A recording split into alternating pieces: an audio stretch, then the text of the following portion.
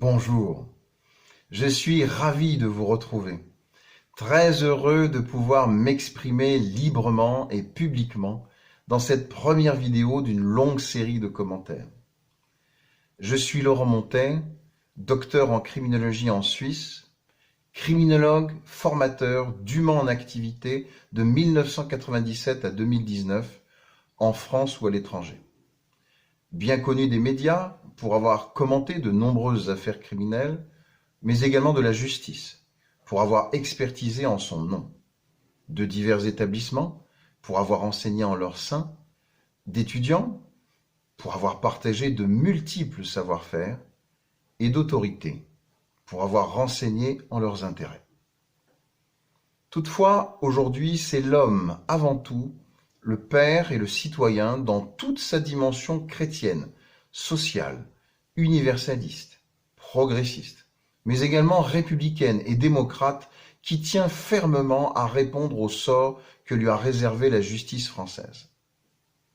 Je ne me suis jamais exprimé jusqu'à présent, ceci est donc mon premier droit de réponse.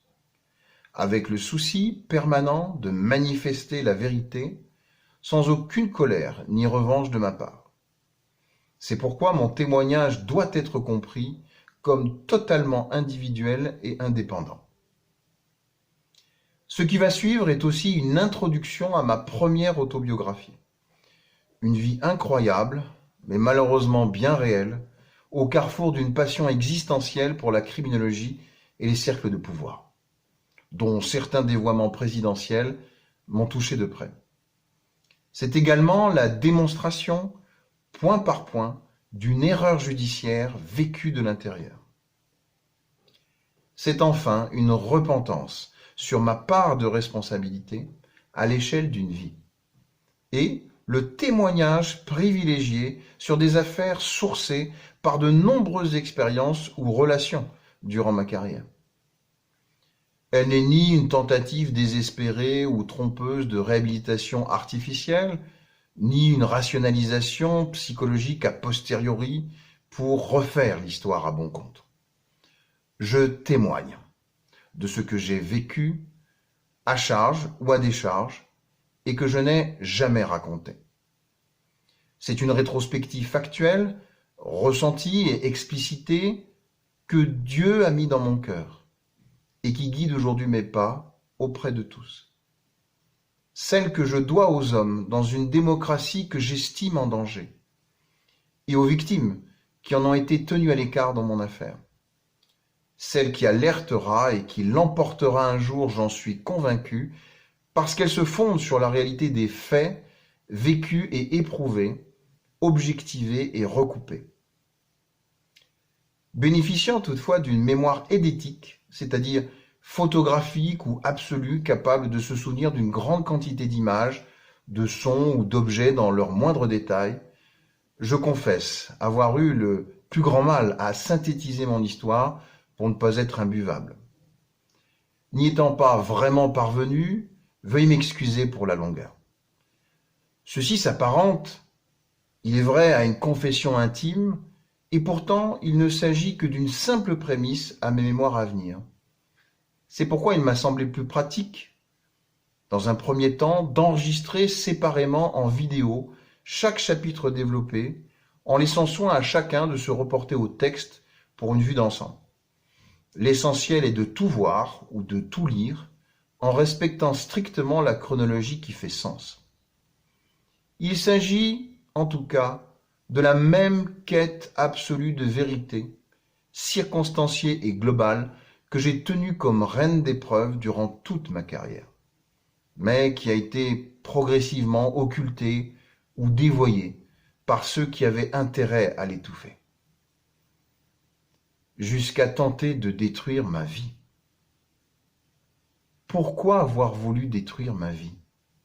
Qu'ai-je donc fait de si grave qui ait déclenché tant d'animosité ?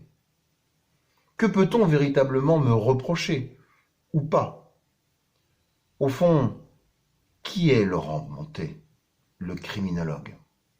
Qui suis-je vraiment ? J'ose dire que personne à ce jour ne l'a vraiment compris et relayé publiquement. Il m'appartient donc d'accoucher quelque peu de ma vie, de mon âme, afin qu'elle ne soit plus dénaturée ou travestie par d'autres.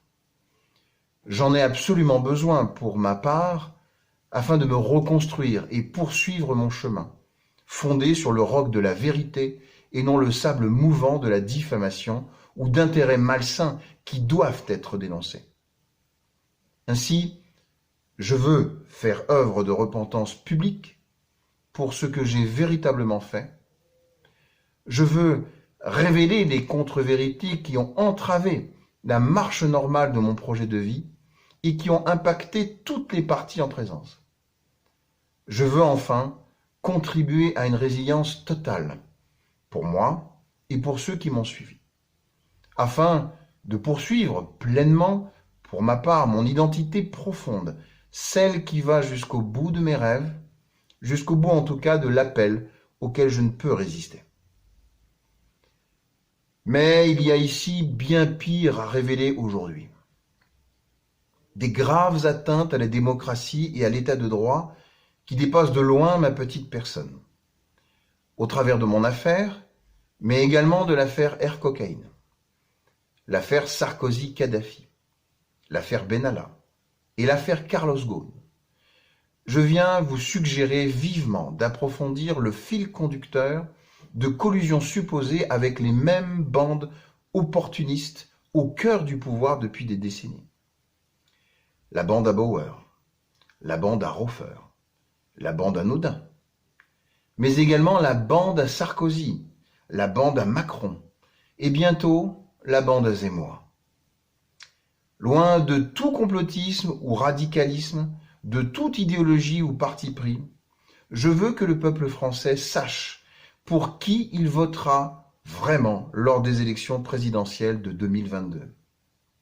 Les faits, tous les faits et rien que les faits, autant qu'ils puissent être connus en tout cas à ce jour. Alors prenez votre temps, s'il vous plaît, de lire chaque chapitre, de regarder chaque vidéo. Ne vous laissez plus berner par les discours de façade et les communications purement stratégiques. Car il se pourrait bien, après m'avoir lu et écouté, que vous ne considériez plus jamais certains de nos chers candidats comme avant. Bienvenue sur LM Média Libre, la chaîne YouTube d'information en quête absolue de vérité.